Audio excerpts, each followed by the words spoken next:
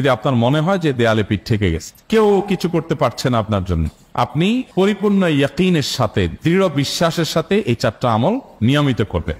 সকল পেরেশানি থেকে, সকল টেনশন থেকে বের হওয়ার পথ আল্লাহ তাআলা অলৌকিকভাবে তার জন্য আবিষ্কার করে দিবেন ইনশাআল্লাহ। গুলি মিস হতে পারে, আপনার দোয়া মিস হবে না। আমি এমন এক ভয়াবহ বিপদে আছি যা থেকে উত্তরণের কোনো পথ আমার সামনে খোলা নাই, এমন কোন আমল শিখিয়ে দিবেন যে আমলের মাধ্যমে এই ভয়াবহ বিপদ থেকে আমি রক্ষা পেতে পারি। ভাইরা আমার, এই ধরনের প্রশ্ন আমাদের কাছে অহরহ আসে যে এমন বিপদে আছেন যে বিপদ থেকে আসলে রক্ষা পাওয়ার জন্য আপাত দৃষ্টিতে কোনো পথ উনি দু চোখে দেখতে পাচ্ছেন না, এক কথা দেয়ালে পিঠ ঠেকে গেছে। এইরকম পরিস্থিতিতে একজন ইমানদার আল্লাহ রাব্বুল আলামিনের কাছে তার এই সমস্যাকে তুলে ধরবার জন্য কয়েকটা আমল আমরা বলতে পারি, যে আমলগুলোর মাধ্যমে আল্লাহ তাআলা ওই অসম্ভবকে তার জন্য সম্ভব করবেন ইনশাআল্লাহ।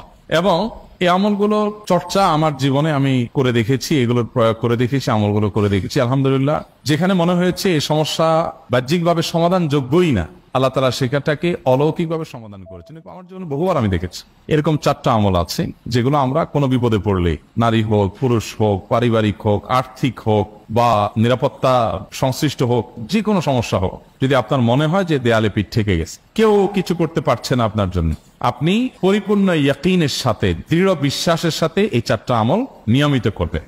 এবং আমি বহু মানুষকে পার্সোনালি এটার পরামর্শ দিয়েছি, ওনারা আমল করেছেন, আমল করে উপকৃত হয়েছেন। এরকম বহু মানুষ আছে, বৃদ্ধ মানুষ, বাবা ক্যান্সারে আক্রান্ত হয়েছেন অনেক দেরিতে, আল্লাহ তাআলা অলৌকিকভাবে সাহায্য করেছেন। হ্যাঁ, কখনো যদি আল্লাহ তাআলা এই আমলগুলো করার পরও আমার বিপদ দূর না করেন, তাহলে হয় আমার আমলের মধ্যে কোনো ত্রুটি ছিল, অথবা আমার এই বিপদ দূর না হওয়ার মধ্যে আমার জন্য কোনো কল্যাণ নিহিত ছিল।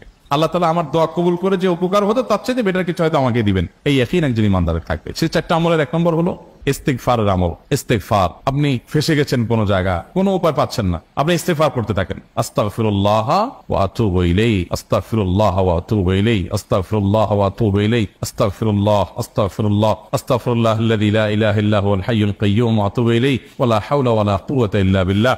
اللهم انت ربي لا اله الا انت خلقتني وانا عبدك وانا على عهدك ووعدك ما استطعت اعوذ بك من شر ما صنعت ابو لك بنعمتك علي وابو لك بذنبي فاغفر لي فانه لا يغفر الذنوب الا انت سيدুল ইস্তিগফার। এভাবে যে কোনো ইস্তিগফার করতে থাকেন, আপনি বেশি বেশি করে আল্লাহর কাছে ইস্তিগফার, ক্ষমা প্রার্থনা করতে থাকেন, খুব বেশি আপনার 2 ঠোঁটে অনবরত আপনি চাইতে থাকেন আল্লাহর কাছে ক্ষমা। এই ইস্তিগফার সম্পর্কে নবী করিম সাল্লাল্লাহু আলাইহি ওয়াসাল্লাম বলেছেন, মান লাজিমাল ইস্তিগফার, যে ব্যক্তি ইস্তিগফারকে আঁকড়ে ধরবে, আঁকড়ে ধরা মানে কি, এটা ছাড়বে না, সেই পড়তেই থাকবে অনবরত। টয়লেটে যাওয়ার সময়টা, ঘুমের সময়টা, খাওয়ার সময়টা বাদে, অবসর নামাজের সময়টা বাদে সারাক্ষণ সে ইস্তিগফার করবে। এরকম যদি কেউ করে, আল্লাহ রাব্বুল আলামিন জাআলাল্লাহু লাহু মিন কুল্লি হাম্মিন ফারাজা ওয়া মিন কুল্লি যিকিন মাখরাজা।